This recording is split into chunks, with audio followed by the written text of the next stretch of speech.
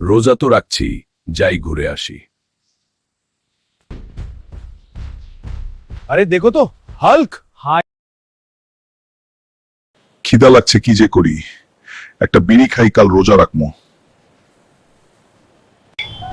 কি রে হাল্ক, তুই আর ভালো হবি না। হ্যাঁ, তুই এখানে বসে চা খাচ্ছিস? বিড়ি আমার না, এটা কুদ্দুচ্ছের বিড়ি। আজ তো বিড়ি নিয়ে ধরা খাইছি, যাই একটু মিমের সাথে প্রেম করে আসি। মিম, এদিকে আসো, ছিট ছিট। সোনা, রোজা রাখছো তুমি? আমিও রোজা আছি।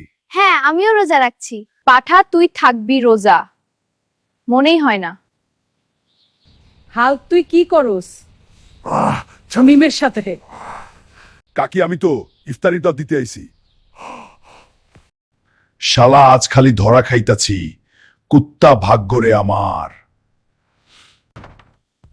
রোজা আছোস না, বিড়ি খাইয়ে আসলি? যা বাজার থেকে ইফতারি কিনে আন।